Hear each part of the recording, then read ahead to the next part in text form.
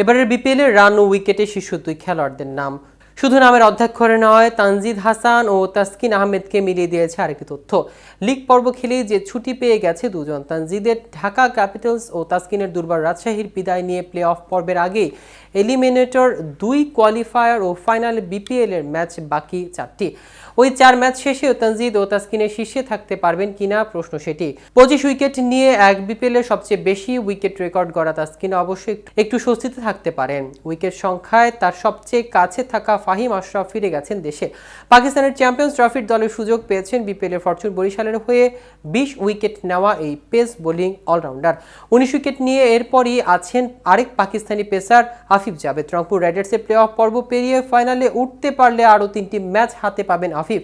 সর্বোচ্চ 3 ম্যাচ খেলার সুযোগ আছে 4-এ থাকা চিটাগাং কিংসের পেসার খালেদ আহমেদের।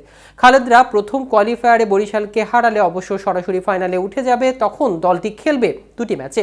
এবারের বিপিএলে পেসাররা কতটা গুরুত্বপূর্ণ ভূমিকা রেখেছে বোলারদের শীর্ষ 10-এর চোখ বোলালে পরিষ্কার। শীর্ষ 10-এর মাত্র 2জনই স্পিনার।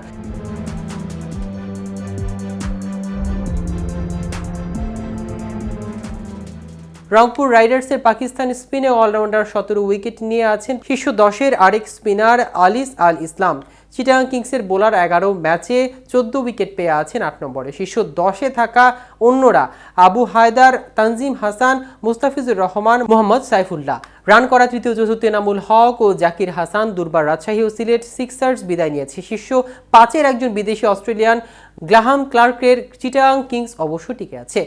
ব্যাটিংয়ে শীর্ষে দলের বাকি 5-এর 4জনই বাংলাদেশি। লিটন দাস, মেহেদী হাসান মিরাজ, ইয়াসির আলী ও তামিম ইকবাল আছেন 6 থেকে 9। 10-এ রংপুর রাইডার্সের পাকিস্তানি খেলোয়াড় ইফতিকার আহমেদ। তানজিদের রানই শুধু নয়, খুলনার নাইম ছক্কাতেও ছাড়িয়ে যেতে পারেন ঢাকার ওপেনারকে।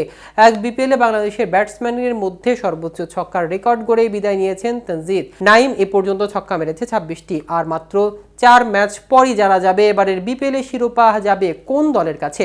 42 ম্যাচের লিগ পর্ব শেষে এখন টুর্নামেন্ট টিকে থাকা দলের সংখ্যাও 4-এ। আলোচনা সমালোচনা পেরিয়ে প্লে অফে চলে আসা বিপিএল এর এলিমিনেটর আজ দুপুরে রংপুর রাইডার্সের প্রতিপক্ষ খুলনা টাইগার্স। সন্ধ্যায় ফাইনালে ওঠার লড়াই প্রথম কোয়ালিফায়ার ফরচুন বরিশালের মুখোমুখি হবে চিটাগাং কিংস। লিগ পর্ব শেষে সবার চেয়ে এগিয়ে আছে বরিশাল। বর্তমানে চ্যাম্পিয়ন দলটি সংশ্লিষ্ট প্রায় সবাইকে গত 1 বছর নিয়মিত শুনতে হয়েছে লঞ্চে ট্রফি উঠবে কবে।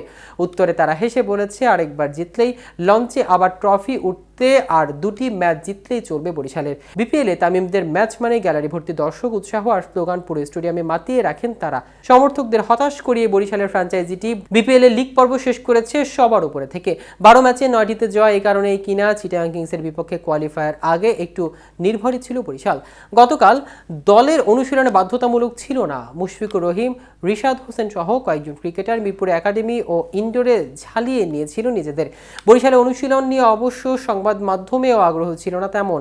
কাল নজরটা বেশ ছিল বসুন্ধরায় নিজেদের মাঠে অনুশীলন করা রংপুর রাইডার্সের দিকে।